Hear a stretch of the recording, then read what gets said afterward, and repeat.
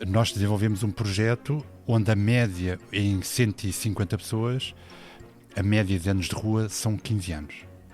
Portanto, essa média quer dizer que há muitas pessoas com 20, 25, 30 anos e às vezes até 40 anos. É difícil até de compreender que quando nós estamos a falar de uma pessoa em situação sem abrigo, este termo só existe porque quer dizer que a pessoa não tem casa. E nós criamos uma série de respostas, menos a casa. Olá, o meu nome é José Maria Pimentel e este é o 45 Graus. Um país ter pessoas a viver na rua devia ser um motivo de vergonha nacional. Mas a verdade é que Portugal tem hoje mais de 13 mil pessoas em situação de sem-abrigo. E, aliás, um número que tem crescido muito nos últimos anos, por vários motivos, sobretudo por causa da crise da habitação. E este é o número mais alto de sempre de pessoas em situação de sem-abrigo em Portugal. Mas a verdade é que não é um exclusivo do nosso país. É um fenómeno que tem aumentado muito, quase transversalmente a nível europeu, e Portugal até está um pouco abaixo da média a nível europeu, pelo menos pelos números que nós temos. Mas também é verdade que há alguns países que têm conseguido resolver este problema, ou pelo menos estão no bom caminho para resolvê-lo, como é o caso da Finlândia. Para compreender o que está a correr mal e o que podemos fazer para resolver este problema, decidi convidar para o 45 Graus Américo Nave, que é psicólogo e diretor executivo da Associação Crescer. O Américo tem uma longa experiência de trabalho com populações vulneráveis, desde pessoas sem abrigo a toxicodependentes, e na implementação e coordenação de projetos de redução de riscos com equipas multidisciplinares. Para além disso, nos últimos anos, ele e a equipa da Crescer têm feito um trabalho incrível, juntamente com outras associações, que têm conseguido conter este problema, sobretudo nas grandes cidades e, em particular, em Lisboa. O Américo é alguém que combina ter um conhecimento grande da evidência nesta área com esta experiência muito vasta no terreno. E ele traz uma visão sobre este tema que é muito original e provocadora. É que ele não trata o problema das pessoas sem abrigo como uma espécie de facto do mundo, algo inevitável com que temos de nos conformar, como, sei lá, termos de dormir à noite ou o frio no inverno, mas sim como um problema a resolver. Ou seja, algo que, com a informação certa e com os recursos necessários, nós conseguimos eliminar, ou pelo menos quase eliminar. Nesta primeira parte da nossa conversa, falámos sobre como tem evoluído o número das pessoas em situação de sem-abrigo em Portugal, como é que o país compara com outros países, e falámos sobre a experiência concreta de ir para a rua. Como é que é quando alguém fica sem casa, vai parar à rua, como é que é recebido, que mecanismos de emergência é que existem atualmente para receber as pessoas que vão parar à rua, e têm sido muitas nos últimos anos com os mais variados perfis. Já agora, aqui um ponto interessante, numa altura em que se fala muito, e bem, obviamente, de situações em que as mulheres são muito mais prejudicadas, este é um caso em que 3/4, segundo a OCDE, das pessoas em situação de sem-abrigo são homens. Portanto, é um caso em que os homens, por motivos que não são, se calhar, evidentes, acabam por ser aqueles mais afetados. Atualmente existem várias políticas implementadas nesta área, mas o Américo é bastante crítico em relação a elas. Ele é um defensor do modelo que tem cada vez mais adeptos nesta área, que é o chamado modelo Housing First. Tem este nome porque tem na base a ideia de que a primeira coisa que devemos fazer para resolver o problema de alguém sem abrigo é precisamente dar-lhe uma casa, e a partir daí é mais provável que todos os problemas se resolvam. Espero que gostem desta primeira parte da conversa. Voltamos já amanhã com a segunda parte. Até lá.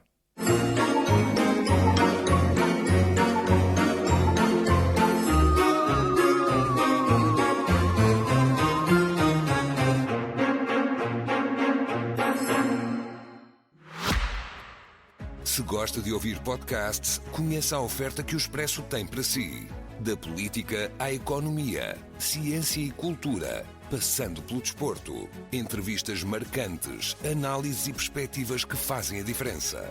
Ouça em expresso.pt e nas principais plataformas de podcast. Expresso. Liberdade para pensar. Américo Nave, muito bem-vindo ao 45 Graus. Responde-me a uma pergunta elementar. O que é que dizem os números sobre os sem-abrigo em Portugal? Quantos é que há e como é que tem estado a evoluir? Eu sei, enfim, acho que pelo que eu vi tem crescido bastante nos últimos anos, não é? Qual é o retrato? Bom dia, José. Muito obrigado pelo convite para estar aqui hoje. Sim, infelizmente os números têm crescido em Portugal, também na Europa, mas em Portugal hoje existem mais de 13 mil pessoas que se encontram em situação de sem-abrigo. E quando estamos a falar em pessoas de situação sem abrigo, a definição diz que as pessoas de situação sem abrigo são pessoas sem teto, no fundo são pessoas que vivem na rua, e pessoas sem casa, que são muitas vezes pessoas que estão em albergues e centros de acolhimento. Estes 13 mil pessoas, estamos a contar com os dois. Com os dois. E isto está bem medido? Ou seja, como é que estes números são medidos? O fenómeno das pessoas em situação sem abrigo é um fenómeno muito dinâmico, não é? Porque uma pessoa pode estar hoje em situação sem abrigo e não estar amanhã. Claro. Mas também sem falar disso, não é? Isso é uma dificuldade com portanto, qualquer número. É uma contagem que é difícil, mas é muito dinâmico. O fenómeno é muito dinâmico e, portanto, como é que é feita a contagem? Hoje, aos NPISAs, que são os núcleos de apoio às pessoas em situação sem abrigo, em vários concelhos e em vários... acima de tudo em vários concelhos pelo país, e reúnem a contagem desses municípios, e é a partir daí que, por exemplo, só para explicar, o NPISA em Lisboa, todas as organizações que trabalham com pessoas em situação sem abrigo fazem parte do NPISA de Lisboa, e essas equipas e todos os projetos dão esses números ao NPISA de Lisboa, que trabalha os números e que reporta para a ENIPSA a nível nacional quais são os números e em que condições e outras variáveis sociodemográficas, em que situação é que as pessoas se encontram, se estão realmente na rua, se estão num albergue, se estão num programa de acolhimento. Sim. E eu tive a olhar para os números e ressaltam várias coisas desta fotografia se tu olhares para a distribuição geográfica. Bem, primeiro, é um fenómeno urbano, isso é mais ou menos óbvio, não é? Tem uma grande concentração em Lisboa, já não sei qual era a percentagem, mas é uma percentagem grande. Mas depois, por exemplo, tem mais peso no Alentejo e no Sul do que eu estaria à espera, por exemplo. Ou seja, por exemplo, o Porto, obviamente, que aparece... Já não sei se... Acho que o Porto é mais ou menos execo com Beja, e depois tens muito no Alentejo do Sul, ou seja, não tem exatamente a distribuição geográfica que eu estaria à espera. Eu estaria à espera de uma concentração em Lisboa e está lá, mas o resto foi um pouco diferente. Porto é claramente a segunda. É claramente a segunda. É a okay. segunda. Faz sentido. É claramente o segundo. Não sei explicar muito bem a questão de ser no Algarve e no Alentejo, mas a questão, por exemplo, no Algarve haver um trabalho muito sazonal pode contribuir para esta dificuldade. E na nossa perspectiva, há sempre uma questão ligada à questão da habitação. Quando há uma crise na habitação, o número de pessoas em situação sem abrigo cresce. O que quer dizer que pode haver uma maior pressão também a nível do imobiliário no Algarve do que noutras zonas do país. Do país. E quanto é que tem crescido nos últimos anos? Porque eu vi uns números que apontam os tais 13 mil que tu deste em 2023. Sim. Portanto, isto mesmo que esteja bem medido já tem 2 anos de desfazamento. Quando em 2018 era 6 mil, portanto menos de metade. Como é que tem evoluído? E eu presumo que parte da causa tenha a ver com a crise da habitação. Não? Eu penso que os últimos números andavam já à volta dos 8 mil. Não sei quando é que viste esses números dos 6, mas a última contagem era dos 8. Mas mesmo assim há um crescimento enorme de 8 para 13, não é? E há várias razões e uma das principais razões é a questão da crise imobiliária que nós vivemos. Não há casas, não há sítio para as pessoas viverem. Depois também há uma linha que se diz que a contagem hoje é muito mais fina, digamos assim. Mudar os critérios. Porque antigamente também havia um critério que era, contava-se o número de pessoas em situação sem abrigo, que era, saíam centenas de pessoas para a rua numa noite e havia uma contagem naquela noite de quantas pessoas estavam a viver na rua. Os critérios, tem havido um esforço para que essa contagem tenha mais...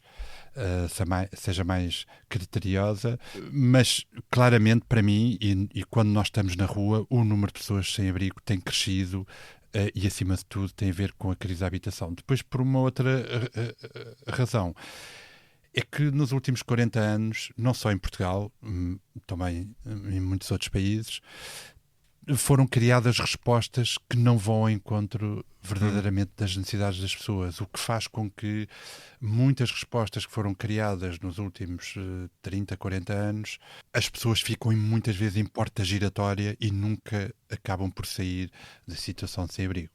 E isso faz com que as pessoas não saiam da situação sem abrigo, por um lado, e por outro lado vão chegando cada vez mais pessoas a essa condição.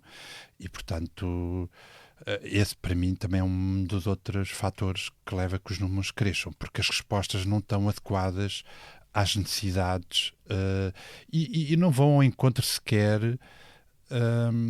da investigação que existe, porque há dados científicos hoje no mundo que demonstram as respostas que funcionam e as respostas que funcionam não com tanta eficácia, digamos assim, porque todas funcionam de alguma forma, não é? Mas há umas que têm muito mais impacto e resolvem a situação numa percentagem muito maior do que outras. E isso faz com que nós gastamos muitos milhões de euros em respostas que não funcionam, que não são eficazes, na minha perspectiva. Esse era um dos pontos que eu queria falar para perceber exatamente o que é que a evidência diz nesta área, porque esta área, como noutras, muitas vezes faz coisas sem seguir a evidência, o que implica até em termos puramente económicos um desperdício, né? Porque estás a alocar fundos a estratégias que não funcionam. Deixa-me só perceber um pouco melhor a questão dos números, porque há esta subida nos anos recentes, né? Agora, se eu te perguntasse, por exemplo, a fazer o retrato, sei lá, dos últimos 40 anos em que apanhamos aquele período da droga nos anos 80, etc. Tu aí, eu não sei se há números para isso, não é? Mas tu dirias, como é que foi a evolução, não é? Como é que a gravidade da situação atual compara com o que já foi? É maior do que já foi? Isto é o pior que nós já tivemos, por outras palavras, ou já tivemos, apesar de tudo, pior do que isto? Não, claramente agora é o pior que já tivemos agora. Mesmo claro. Incluindo a crise da droga nos anos 80, toxicodependência, etc. Aí havia uma questão de realmente consumo de substâncias psicoativas, que também está a piorar, né? Hoje já melhorou e está a piorar em relação ao consumo de substâncias psicoativas, exato. Porque tem existido um grande desinvestimento nos últimos 15 anos nesta área dos comportamentos aditivos, e Portugal ainda é, para muitos países, um exemplo de uma ótima política na área dos comportamentos aditivos. Já fiz um episódio sobre isso com o João Golão. Ótimo, pronto. Mas com o desinvestimento que tem existido nos últimos anos, o problema está outra vez a voltar, não equiparado aos anos 80, aos anos 90, mas em relação às pessoas de situação sem abrigo, nós nunca tivemos tantas pessoas em situação... repara, nós nos anos 90 tínhamos um número grande de pessoas que viviam em situação sem abrigo nos bairros de consumo, e muitas vezes nos bairros de tráfico, mas hoje há um número enorme de pessoas em situação sem abrigo a viver por todas, no caso de Lisboa, em toda a cidade. Não existiam tantas pessoas como se vê hoje em situação sem abrigo. Portanto, independentemente de considerações em relação à maneira como é medido, e independentemente agora até podermos estar a medir de uma maneira mais exaustiva, o que poderia sobrevalorizar os números, ainda assim nunca foi tão mau como é hoje. Não, nunca foi tão mau como é hoje. Isso é importante esclarecer isso. Boa, quer dizer, não é boa, é má, mas enfim, é importante esclarecer esse número para a pessoa perceber a dimensão do fenómeno, e também foi por isso que eu decidi trazer aqui este tema. Como é que nós comparamos com outros países? Como é que Portugal compara no contexto da União Europeia e no contexto mais global? Vamos na mesma linha, portanto aí não há grandes diferenças. O último relatório da Fiança aponta para uma subida de 40%, que está alinhada mais ou menos com os nossos 8 para 13, não é? 40% próximo disso.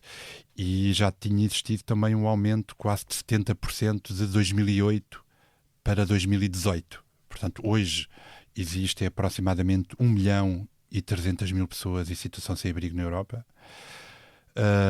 800 pessoas, aproximadamente 800.000 pessoas, portanto, são cidades inteiras, vivem em situação de rua, portanto, fazendo aquela distinção entre as pessoas que vivem realmente na rua e as pessoas que vivem em respostas temporárias. Portanto, há quase 900.000 pessoas na Europa a viver na rua. Portanto, e ao todo existem 1.300.000 pessoas em situação sem abrigo na Europa, e os números têm crescido. Portanto, em relação ao último relatório, 2018 houve um aumento de 40%, e em relação a dados de 2008, comparativamente 18 e 2008, houve um aumento de 70%. Que pode realmente também haver aqui a questão de haver um maior critério na contagem dos dados e dos números, mas isso também representa que as políticas nesta área não têm sido eficazes, independentemente que tem existido, claramente, em Portugal e também na Europa, um maior investimento financeiro nesta área. A questão passa pelo investimento financeiro, de recursos, mas também há um problema do investimento em respostas que não funcionam. Pois, lá está. Pois.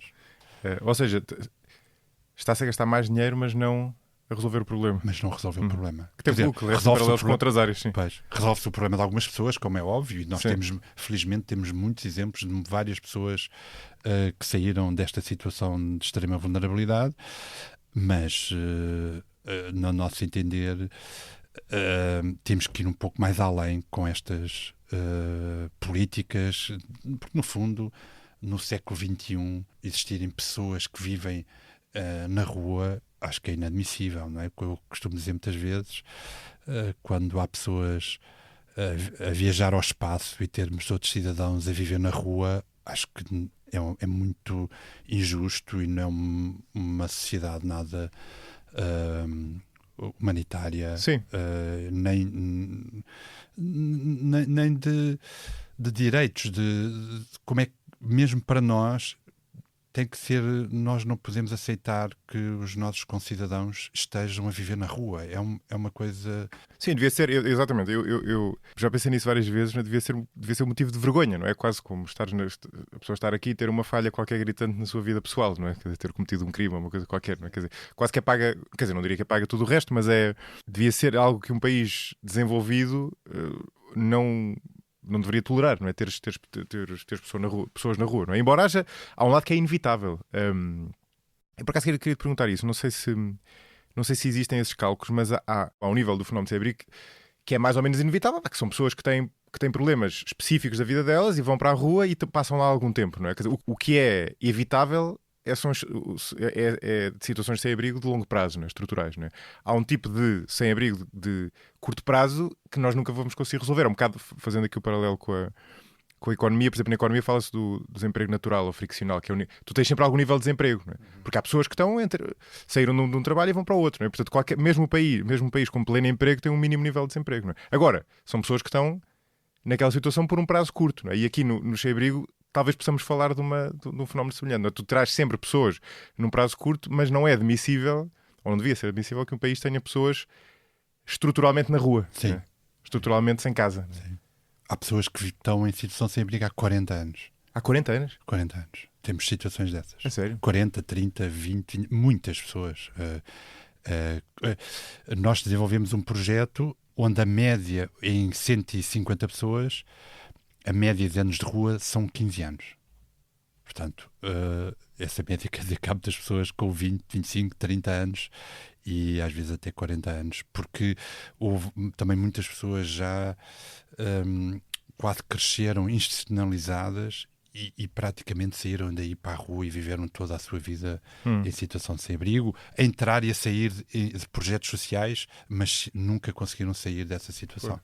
Como é que é, agora fazer uma pergunta um bocado geek, mas é interessante perceber como é que é a distribuição? Se a pessoa fizermos o histograma disso, não é? Ou seja, tu tens é uma espécie de distribuição normal em que está ali uma média de pessoas que estão há X anos na rua, ou tens como que duas amostras, não é? As pessoas que estão há pouco tempo na rua e as pessoas que têm uma situação crónica ali na ponta e que já estão há décadas na rua.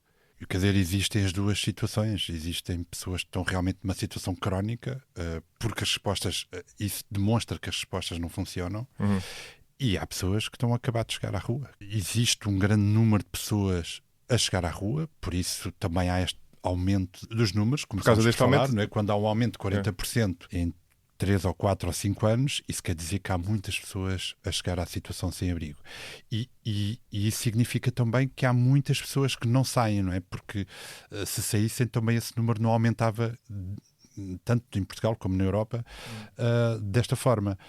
Agora, eu concordo que pode sempre existir pessoas a ficar numa situação sem abrigo, mas não é admissível que fiquem, como disseste bem, num tempo... E mesmo assim, não é muito admissível que as pessoas fiquem em situação sem abrigo, na minha perspectiva. Mesmo, eu percebo isso, mas o que deveria de existir é respostas de emergência que dão respostas de forma imediata a que as pessoas não estivessem mais do que 24 horas certo, em situação de sem-abrigo, não é? Mas podiam estar num abrigo temporário, não é? Precisamente.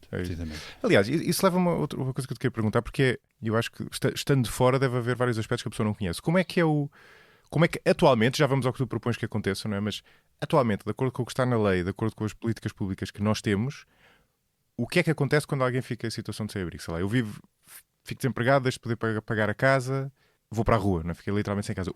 O que é que acontece neste momento, tipicamente? O que é que me acontece? Não é? Ando em deambular pela rua, vou falar com quem? Alguém vai falar comigo? Como é que é? Há respostas de emergência. Por exemplo, na cidade de Lisboa há uma resposta de emergência, que é o APSA, que fica no Caixo de Dré, onde se tenta dar uma resposta de emergência, ou que a pessoa vá para um albergue, vá para um centro de acolhimento, ou que seja pago um quarto a essa pessoa, ou há uma linha, que é o 144, a nível nacional, onde também se pode ligar para essa linha e referenciar a essa equipa, e essa equipa tenta arranjar uma resposta para essas pessoas. Portanto, o que pode acontecer é, se a pessoa souber, dirige-se logo lá, em muitos casos não sabe, e portanto vai dormir na rua, não é? E depois alguém em algum momento a encaminha para este tipo de serviços, não é? E ela fica num abrigo temporário, não é? E depois? Existem também muitas equipas de rua, portanto às vezes estas pessoas são encontradas por estas equipas de rua que circulam nas cidades, vão ao encontro destas pessoas e tentam encaminhar estas pessoas para as respostas que existem.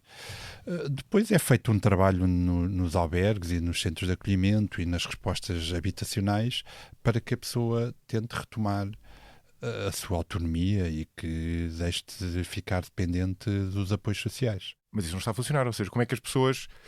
O que é que acontece para a pessoa que está neste abrigo temporário depois ir parar à rua de novo? E até quase definitivamente. Né? Existem várias questões. Uma delas é que estes abrigos temporários são abrigos onde vivem, em alguns deles, muitas pessoas. Há abrigos onde vivem quase 300 pessoas. E na minha perspectiva, é quase impossível nós tentarmos ajudar a que uma pessoa fique autónoma e ganhe a sua independência numa resposta desta dimensão. Eu muitas vezes dou um exemplo, às vezes em reuniões estou com pessoas, digo, imaginem que agora nós os 7 ou 8 que estamos aqui a conversar temos que ir de férias um mês e viver todos na mesma casa. E não nos conhecemos, mas vamos até de férias, não estamos em modo de sobrevivência. Estamos de férias todos a viver na mesma casa. O que é que vocês acham que vai acontecer? Se calhar as pessoas chegam a um ponto, já estão cansadas e fartas e ainda por cima que se não nos conhecemos, às vezes até em família isso acontece. Agora repara o que é pessoas que estão no modo de sobrevivência terem que viver debaixo do mesmo teto com mais de 50, 100, 200, 300 pessoas, onde muitas vezes o que acontece não vai ao encontro das necessidades individuais daquela pessoa. As regras têm que ser feitas num sentido de controle da própria instituição, do próprio projeto, e é difícil de ter regras mais individuais. Não é possível, numa mesma casa, eu trabalhar de forma diferenciada ou individual com 300 pessoas ao mesmo tempo. Não é possível. E isso faz com que as pessoas fiquem nessas respostas anos e anos e anos, ficam num sistema que nós chamamos de porta giratória, vêm para a rua, voltam a entrar, vão para a rua, voltam a entrar e nunca ganham a sua própria autonomia. Sim. Mas, portanto, o que acontece nesses casos não é tanto que as pessoas sejam expulsas do abrigo temporário, elas próprias acabam por sair porque preferem quase ter a sua liberdade e viver autonomamente, mesmo que em mais condições, do que estar numa situação cujas condições também já não devem ser ótimas à partida, não é? Sim. A ter quer dizer, provavelmente em espaços relativamente exíguos com outras pessoas ou seja, o sistema não conseguem encaminhar as pessoas e elas depois acabam por de modo próprio muitas vezes sair e depois se calhar voltam a entrar, depois saem outra vez. Não é? Sim, porque repara, no fundo as coisas são feitas desta forma. Quando uma pessoa está em situação sem abrigo, o que se procura é que a pessoa tenha uma cama. E não há muito mais critérios do que isto. O que é que isso quer dizer? Quer dizer que se eu estiver a consumir drogas, ou se eu estiver a trabalhar, ou se eu estiver com surto psicótico, ou se eu estiver muito desorganizado, estamos todos no mesmo espaço. Ora, é muito diferente eu que estou num momento que estou muito desorganizado, que estou com consumos, estou com doença mental, e eu que estou ali ao lado e que até já arranjei um trabalho e estou a tentar retomar a minha vida, e isto não é tido em que as conta. pessoas não foram de férias, lá está. E que não é tido em conta muitas vezes que dependendo do nível e do timing que as pessoas estejam no seu percurso, as respostas deviam ser diferentes, não é? Claro. Não é.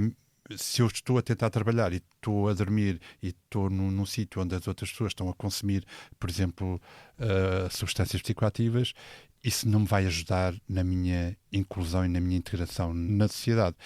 E depois, para além de outras razões, não quero avançar muito já na conversa, mas viver num espaço desses, existe também um grande estigma. Eu se quiser ir à procura de trabalho e disser que vivo numa resposta para pessoas em situação sem abrigo, dificilmente me dão trabalho. Porque, mas se disseres que vives na rua ainda é pior, não? Claro.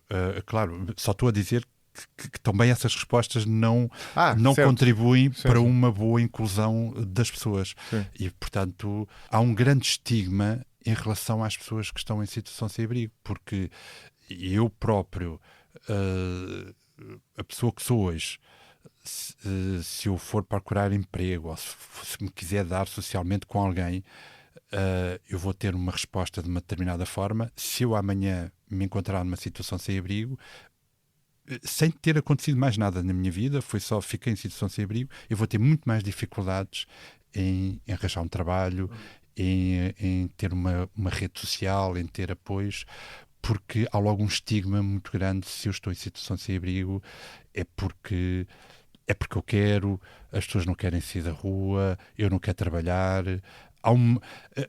Porque o problema também muitas vezes, quando as respostas não funcionam, é quando as respostas funcionam, a responsabilidade nunca é de quem criou as respostas.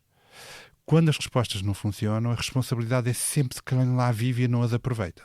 Portanto, há ainda uma culpabilização das pessoas de que estão em situação sem abrigo, que é: havia uma resposta péssima e tu não aproveitaste. Claro que as pessoas não dizem que a resposta era péssima, mas tinhas uma oportunidade, mas as pessoas não refletem se aquilo era uma verdadeira oportunidade, se era uma verdadeira resposta para aquela pessoa, mas há uma grande pressão em culpabilizar e responsabilizar que as pessoas que estão em situação sem abrigo se deve essencialmente a elas. E isso faz com que a sociedade no seu geral, quando olha para estas pessoas, olha com este olhar muitas vezes que é passado, que as pessoas estão na rua porque não querem sair da rua, porque é mais fácil também para quem tem responsabilidades nesta área de dizer que é da responsabilidade das pessoas e não é da minha responsabilidade as respostas não funcionarem como deveriam funcionar. Sim. Isso é um bom ponto para passarmos para o tipo de medidas que tu defendes, sobretudo medidas chamadas Housing First, portanto, casa primeiro, para perceber o que existe atualmente. Não é? Porque é que falha o modelo atual? Não é... Portanto, a lógica do modelo atual é: eu vou para uma situação de sem-abrigo, existem válvulas de segurança, que no fundo são estes abrigos temporários que me absorvem, que tratam de mim, não é? Portanto, a ideia é esses abrigos, se eu entendo, não é? Tradicionalmente o que se pensava é: vamos trazer esta pessoa para o abrigo temporário e depois, se ela tiver condições para isso, e se ela quiser, lá está, esse abrigo temporário consegue dar-lhe abrigo antes dela se endireitar, não é? Encontrar um emprego, enfim, encontrar uma casa, etc. Não é? Não é que as pessoas sejam, pelo que eu entendo, sejam expulsas passado determinado tempo desses abrigos temporários, não é? No limite, elas não são expulsas, não é? Portanto, chama-se temporário, mas na verdade, as pessoas não são expulsas. Elas é que, como aquilo não acaba por não ser eficaz e ter esse estigma associado e ter problemas de convivência, elas próprias acabam de modo próprio por voltar à rua, e ao voltar à rua desaparecem do programa de tratamento e deixam de estar abrangidas por esta política pública. No fundo é isso, não é? Há vários programas. Há programas que existem que as pessoas não podem estar, por exemplo, mais de 6 meses e há outros que as pessoas podem estar mais tempo. Portanto, depende do tempo. Então espera aí, aqueles que não podem estar mais de 6 meses é que ao fim de 6 meses tem que sair. Batem-te à porta e tens de ir para a rua? Não é assim de forma rígida, por norma.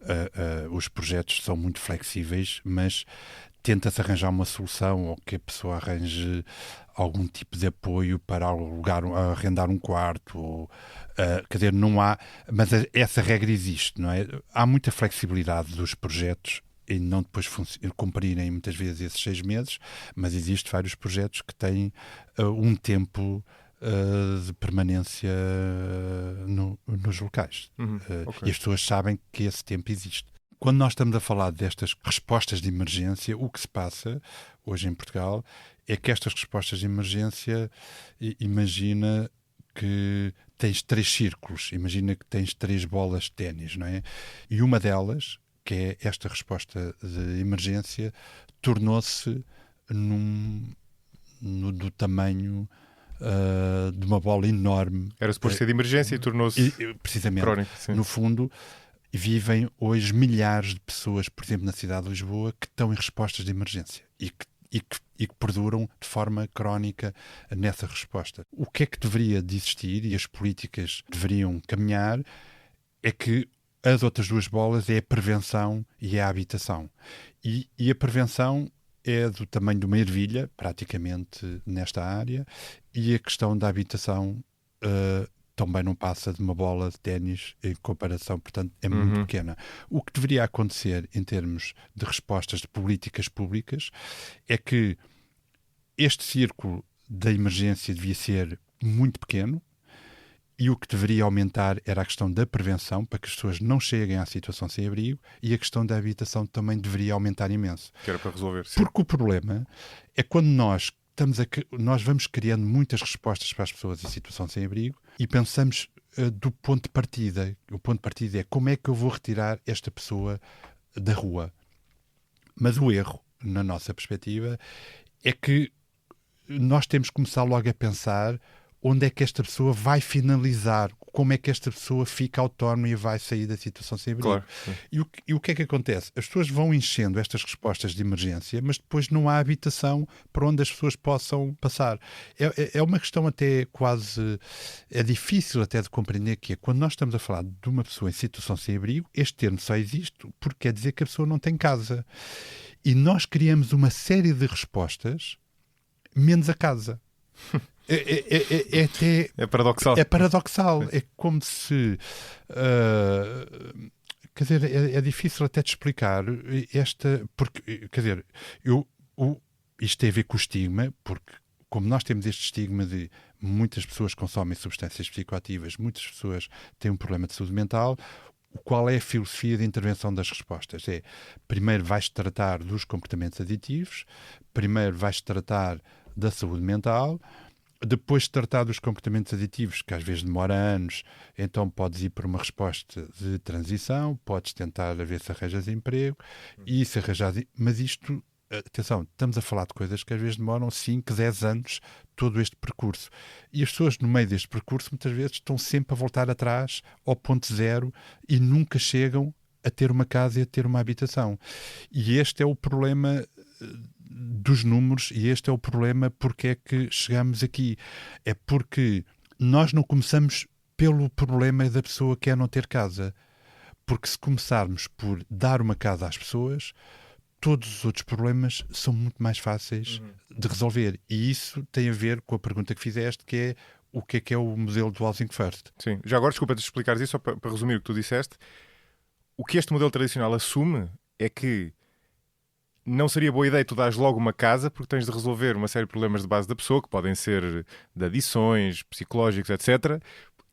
Porque se desse logo a casa não ia resultar. Isso. E tu estás a dizer justamente o contrário, é que se tu estiveres à espera de resolver os problemas para dar a casa, nunca ela vai chegar, tu tens de dar a casa primeiro e isso vai ajudar a que os problemas se resolvam. É isso mesmo. É isto, não é? Isso mesmo. E há mesmo, repara, existem mesmo técnicos e pessoas que trabalham nesta área que dizem que estas pessoas não sabem viver numa habitação. e que isto é horrível. Quer dizer, Sim. todas as pessoas sabem viver numa casa, mas há uma teoria, há uma forma de estar, até muitas vezes técnica e de outras organizações, que defendem este modelo de que a pessoa primeiro tem que se tratar, que a pessoa tem que... Ele não é absurdo, quer dizer, porque realmente, se tu tiveres uma pessoa que tenha problemas de adição, problemas de saúde mental, ou seja, não é absurdo fazer o raciocínio e fazer a inferência de que, se ela for para uma casa, é provável que a coisa não corra bem. Agora, o que é interessante aqui, parece-me, é se é verdade que esta inferência é legítima, nós devemos olhar para os dados e para a evidência. Sim, Não é? mas E a evidência não mostra isso. eu vou-te dizer... Mostra o que tu defendes. Eu vou-te dar então um outro dado porque é que isso pode ser absurdo, essa perspectiva. Sim. É porque se todas as pessoas que tivessem comportamentos aditivos e problemas de saúde mental ficassem em casa, a maioria da população vivia em situação sem abrigo. Imagina só o extremos, problema, sim. o número de pessoas... Não, quer dizer...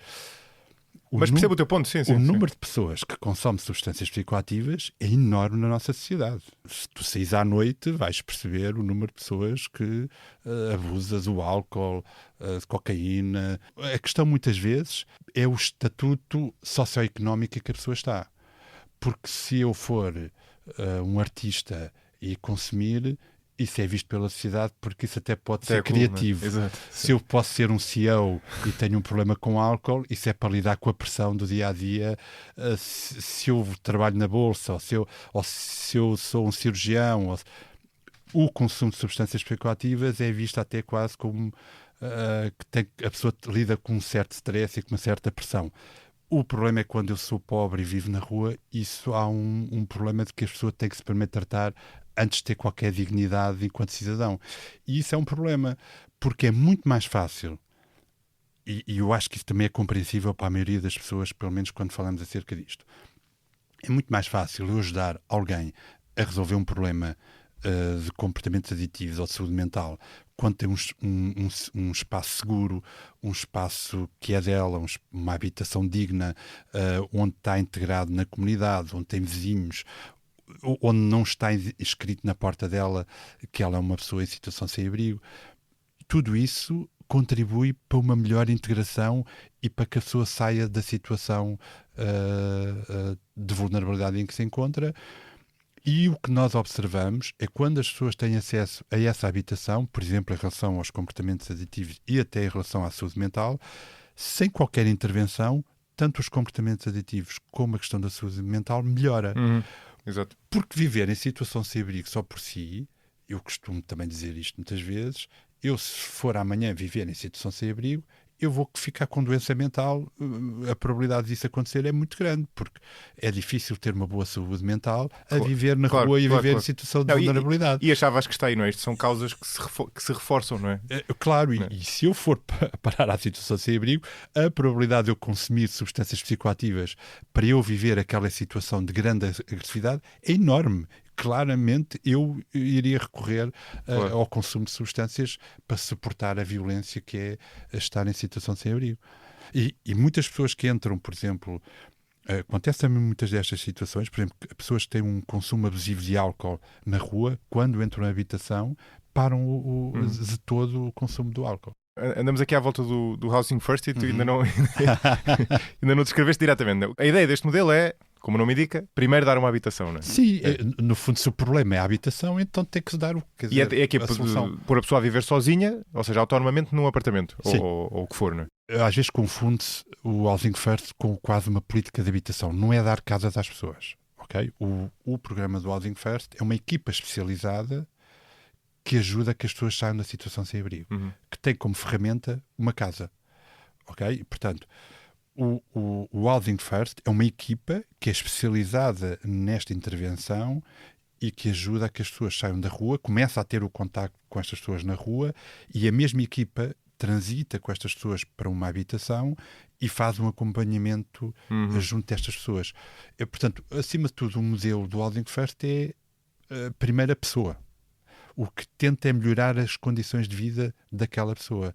E o que é que consiste? Consiste em dar uma habitação, em dar apoio e suporte na habitação, portanto não é dar uma habitação e virar costas, e é ajudar a que a pessoa, o mais rapidamente possível, fique autónomo e fique independente e viva bem com a vida que tem.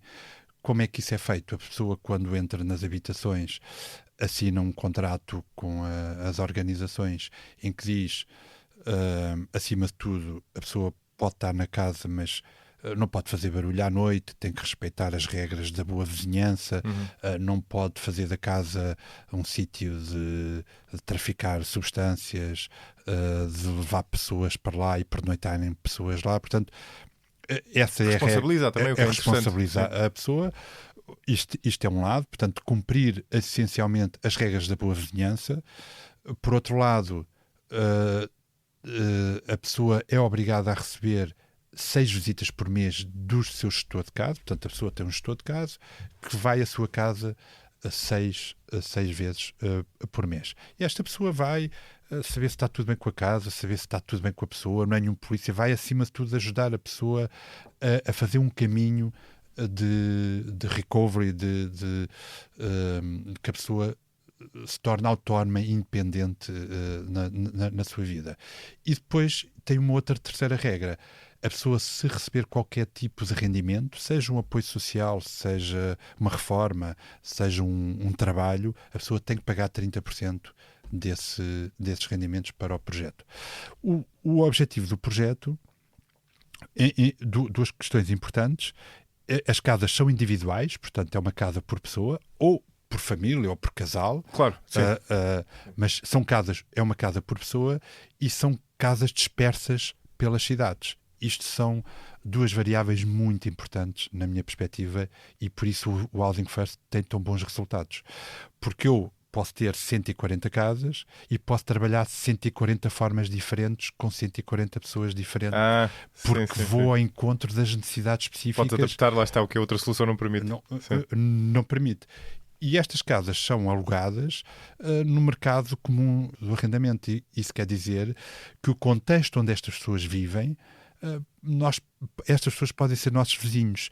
E isso é extremamente importante, porque é muito diferente eu colocar todas estas pessoas no mesmo prédio, no mesmo edifício, e isso não ajuda a integração e inclusão das pessoas, ou as pessoas estão num prédio onde olham para o lado e a próprio contexto, a própria vizinhança, só em si, o contexto em que a pessoa está inserida, vai puxar muito mais para uma verdadeira inclusão das pessoas na comunidade.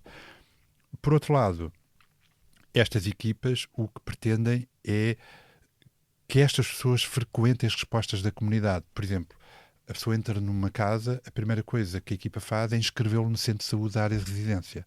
Portanto, é também que a pessoa saia do circuito de respostas das pessoas em situação sem abrigo e passe a frequentar as respostas que qualquer cidadão daquela comunidade frequenta, porque isso também dá um sentimento de pertença àquela pessoa e ao mesmo tempo, quando a pessoa tem este sentimento de normalidade e de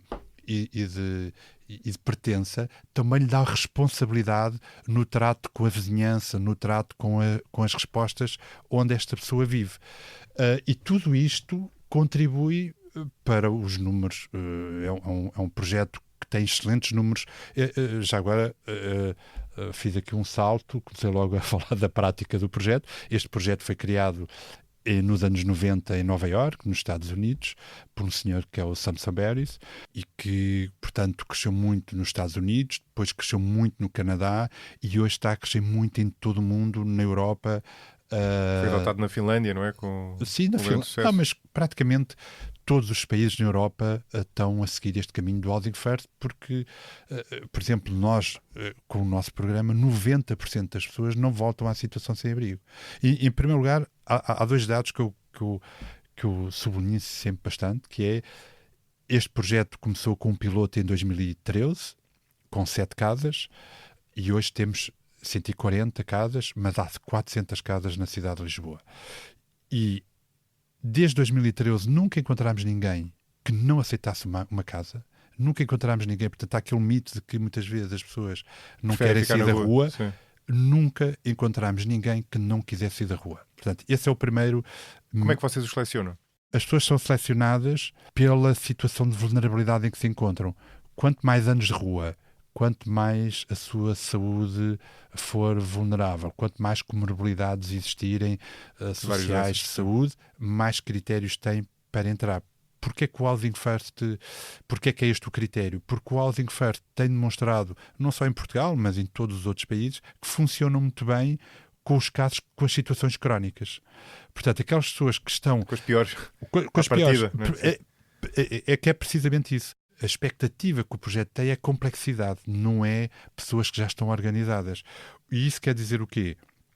Quer dizer que nós tentamos que o projeto responda primeiro àquelas pessoas que já estão há 40 anos, vamos supor, e depois responda às que estão há 30, há 20, e espero que daqui a muitos anos, ou daqui a poucos anos, pelo contrário, responda a pessoas que só já estão há um ano na rua.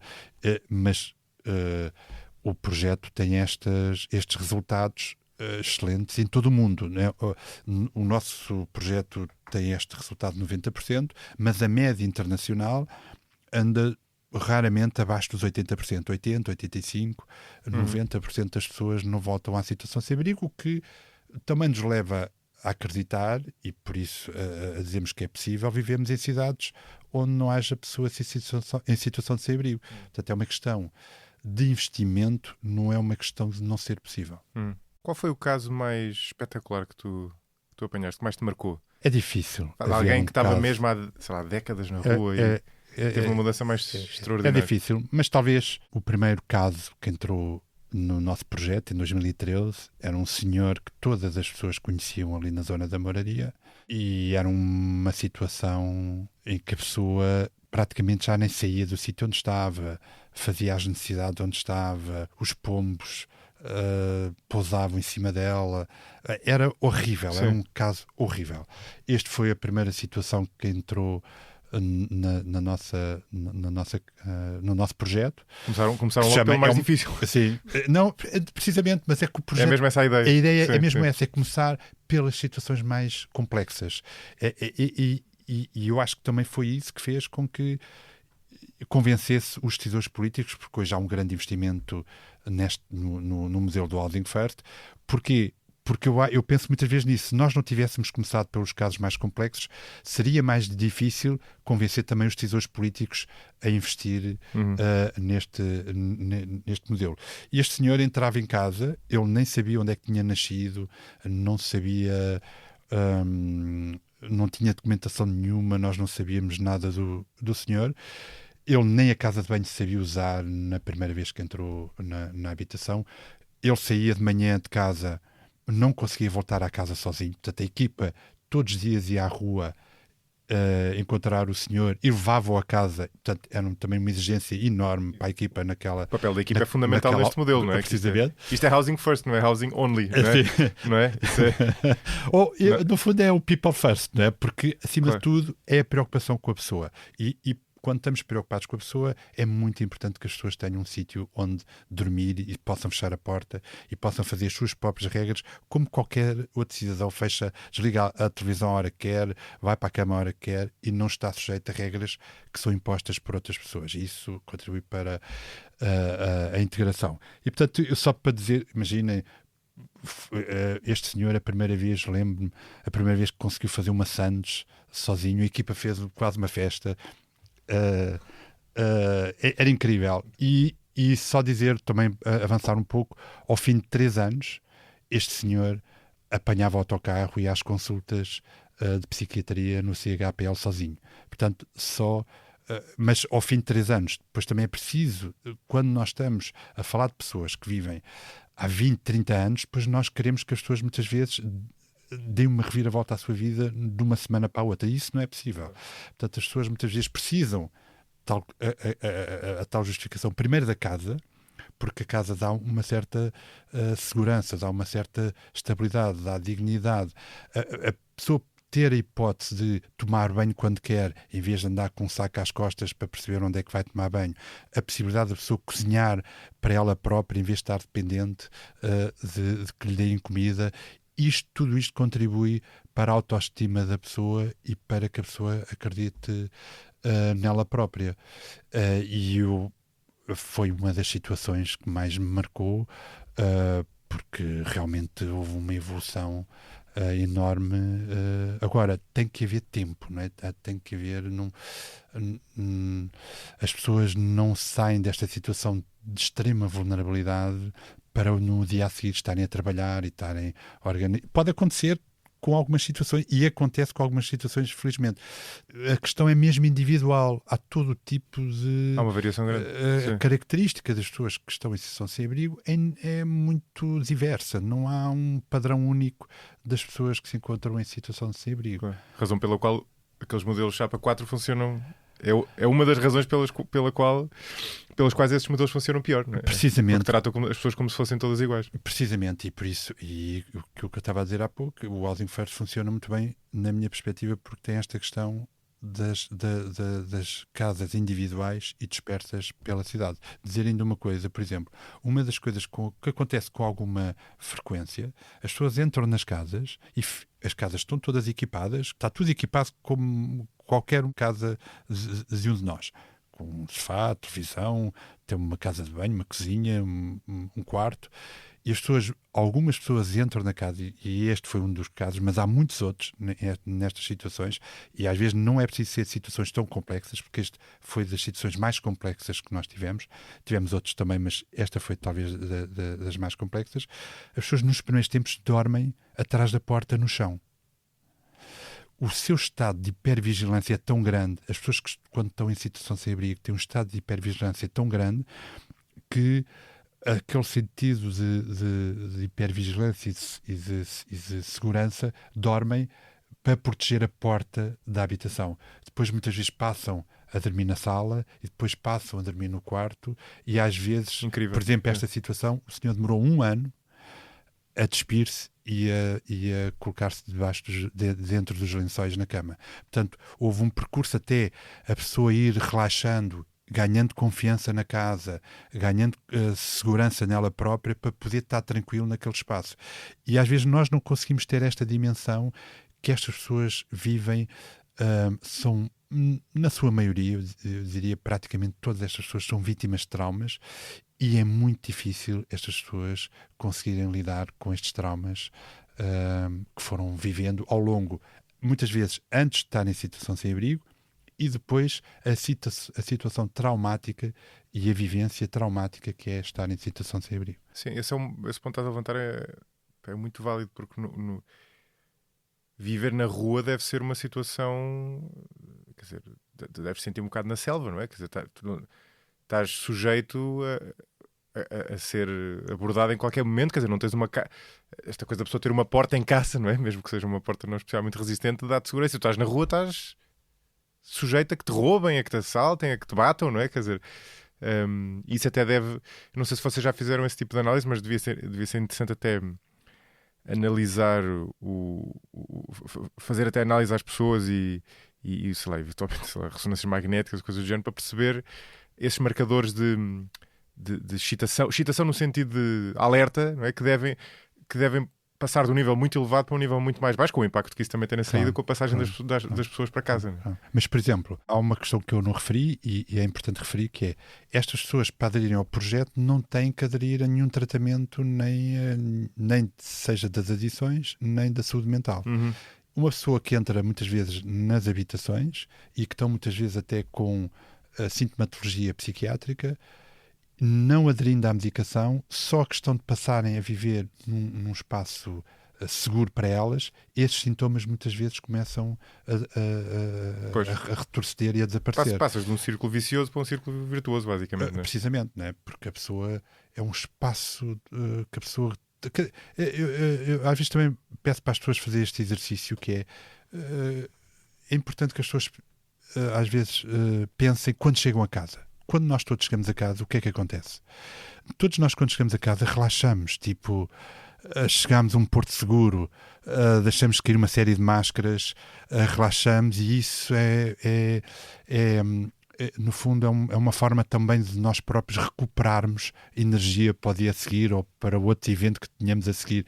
É um espaço de regeneração de energia para nós próprios. E estas pessoas passam anos e anos sem ter esse sentimento de relaxar, sim. porque cheguei ao meu porto de abrigo, Exatamente. que é a minha casa. Exatamente. Não ter uma casa é não ter este porto de abrigo que todos nós temos. E que tomamos por garantido, não é? E isso vai fazer com que a saúde mental não seja... Portanto, a importância tão grande de começarmos pela casa. Bom ponto. Este episódio teve a sonoplastia de Hugo Oliveira. Ouça e veja outros podcasts em expresso.pt e acompanhe-me em josemariapimentel.pt ou nas redes sociais. Até ao próximo episódio.